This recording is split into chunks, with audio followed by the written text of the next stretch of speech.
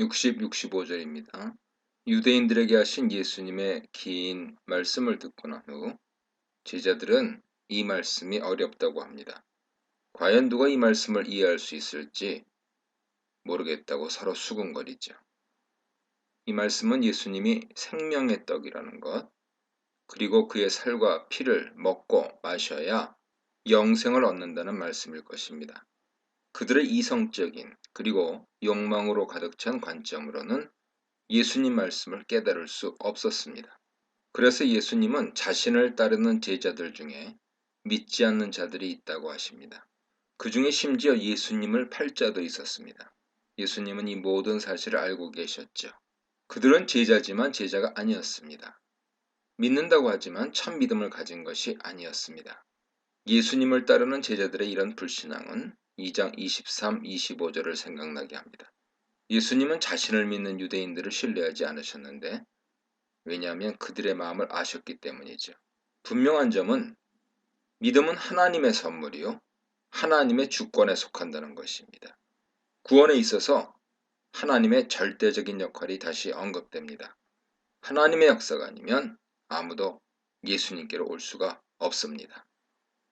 하나님의 주권이요 하나님의 은혜입니다. 살리는 것은 영이니 육은 무익하니라 해서 영은 성령을 가리키죠. 성령에 의한 출생을 강조하는 본문인 것입니다. 6. 사락스죠. 앞서 나오는 단락의 살을 떠올리게 하죠. 앞에서는 살이 긍정적인 의미로 사용되었는데 이 구절에서는 부정적으로 나옵니다. 인자의 살을 먹어야 영생을 얻을 수 있습니다. 그런데 예수님은 이 구절에서 육은 무익하다고 하십니다. 아마도 예수님의 희생적인 죽음이 영생을 위해 필수적이지만 성령의 역사 없이는 누구도 영생을 얻을 수 없다는 것을 강조하시는 것 같습니다. 이러보건대 본문의 사락스, 육은 성령과 반대되는 의미로 비영적인 의미를 담고 있을 수 있습니다. 성령이 없는 인간 이성으로는 새 창조의 비밀을 깨달을 수 없다는 것이죠. 인간적인, 세상적인, 육체적인 관점을 뜻합니다. 66절입니다. 많은 제자들이 예수님을 떠났습니다. 그들이 떠난 이유는 무엇입니까?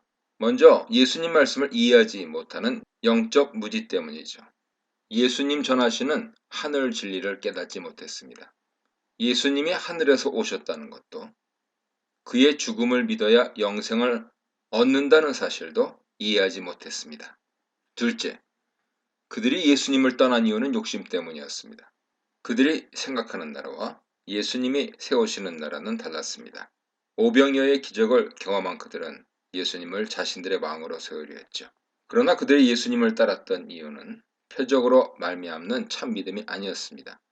떡을 먹고 배부르기 위해 예수님을 따랐습니다. 그래서 예수님은 그들을 피하셨죠. 그의 나라는 육으로 세워지는 것이 아니라 인자의 살과 피, 즉 그의 죽음을 통해 세워진다고 하셨습니다. 육으로 세워지는 것이 아니라 그의 나라는 영으로 세워진다고 하셨습니다. 마침내 실망한 제자들은 예수님을 떠났습니다. 이와 같이 예수님 말씀을 제대로 깨닫지 못하고 자신들의 세상적인 기대와 관점으로 예수님과 예수님 나라를 판단했기 때문에 그들은 예수님을 떠났습니다. 예수님의 기준에 자신들을 맞춘 것이 아니라 자신들의 기준에 예수님을 맞추려 했습니다. 그래서 뜻대로 되지 않자 떠난 것입니다. 여기서 우리는 요한복음이 제자, 마테테스죠. 제자라는 단어를 이중적으로 사용하고 있는 것을 알 수 있습니다. 참 제자, 거짓 제자를 구분하고 있습니다. 오늘날 우리는 제자라는 말을 구원받은 하나님의 자녀 혹은 예수님께 헌신하는 구원받은 자에게 사용하죠. 그러나 요한복음은 제자 중에 예수님을 따르지만 참 믿음이 없고 단지 세상적인 욕망으로 가득한 자가 있다고 합니다. 이러한 자는 제자라 불리지만 제자가 아닙니다. 마치 요한복음이 믿음이라는 말을 이중으로 사용하는 것과 같죠. 결국 열매 맺는 가지와 열매 없는 가지로 나누는 예수님 말씀에서 더욱 분명해질 것입니다. 15장 1절 이하 참조하세요. 67, 71절입니다. 예수님을 떠나는 제자들과 달리 베드로는 예수님께 영생의 말씀이 있다고 고백합니다. 영생의 말씀은 무엇을 가리킵니까? 1차적으로 63절에서 예수님이 그의 말이 곧 생명이라고 하셨기 때문에 그에 대한 응답일 것입니다. 말씀에 의해 창조, 영적인 출생이 일어나지요. 말씀에 의해 영원한 생명이 주어집니다. 영생은 하늘 개념이며 하나님께 속한 것입니다. 따라서 예수님께 영생의 말씀이 있다는 것은 예수님이 말씀으로 사람들을 하늘 아버지께 인도하신다는 뜻입니다. 이런 의미에서 예수님은 아버지께로 가는 길이 되십니다. 그는 진리의 말씀으로 사람들에게 생명을 주십니다. 베드로는 예수님을 아울러 하나님의 거룩한 자로 고백합니다. 거룩한이라는 하기오스는 다른 요한복음 본문에 4번 등장합니다. 아버지 하나님을 가리킬 때 1번 등장하고요. 거룩하신 영이 성령을 가리킬 때 3번 등장합니다. 하나님은 거룩하신 분이며 하나님 영도 거룩하시죠. 따라서 거룩은 하나님 속성을 의미합니다. 이런 의미에서 하나님의 거룩하신 자로서 예수님은 하나님의 아들이십니다. 하나님의 아들이신 예수님은 세상에 보내져서 진리를 계시하시고 사람들을 영생으로 인도하시죠. 우리는 진리의 말씀을 통해 하늘 아버지 나라에서 영원한 생명을 누리게 됩니다. 베드로가 믿음을 고백하자 예수님은 선택을 말씀하십니다.